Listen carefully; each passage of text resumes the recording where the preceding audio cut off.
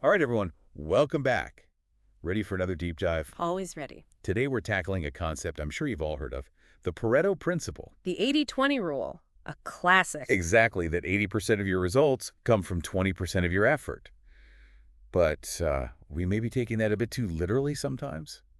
We're going to find out. That's like fun. We're looking at excerpts from the ever-shrinking 20%, myths about the Pareto Principle. Oh, this will be good. So we'll see if this 80-20 rule always holds up. Are there times it falls apart? And what are the downsides of always chasing that top 20%? I've definitely fallen into that trap myself. Oh, haven't we all? But first, let's talk about diminishing returns. Right, so the source argues that just constantly focusing on that top 20% can lead to, well, diminishing returns. Like squeezing a lemon. Eventually, there's no juice left. Yeah, exactly. And it can even backfire. Imagine pushing your top clients who bring in 80% of revenue to do even more. Oh, yeah. They get burnt out. Exactly. Or are resentful. They might even start looking for other options. You're always focused on that tiny sliver of the pie. You miss the big picture.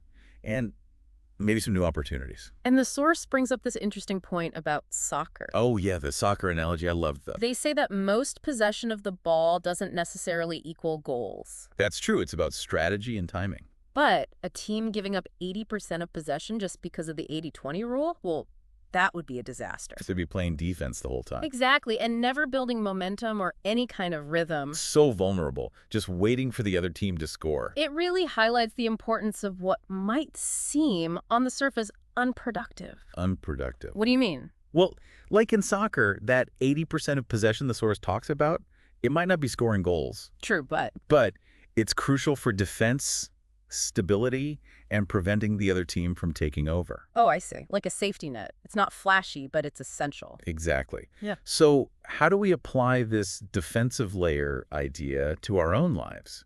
Beyond soccer, you mean? That's a good question. Right, it's all about seeing the hidden value in things we might usually write off as unproductive. Like what? Give me an example. Well, take networking. It might not lead to instant sales, but it helps you build relationships that could be valuable down the line.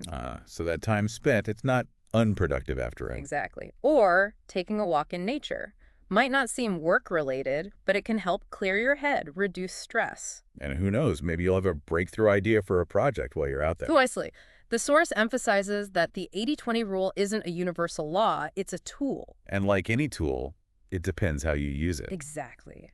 Context is everything. So blind application of the 80-20 rule can backfire. You got to think about the whole picture. Absolutely. Recognize the hidden value in the unproductive 80%. Don't just throw it away. And most importantly, consider the context. Don't try to squeeze a lemon that's already dry.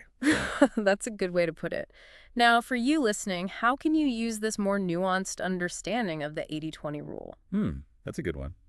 In your work, your personal life. Right. Think about where you've been laser-focused on that top 20%. Are you overlooking opportunities in the remaining 80%? Maybe it's time to broaden our perspective a bit. Exactly. Sometimes the magic happens outside of that narrow focus. Well, everyone, lots to think about today. Thanks for joining us on another deep dive. See you next time.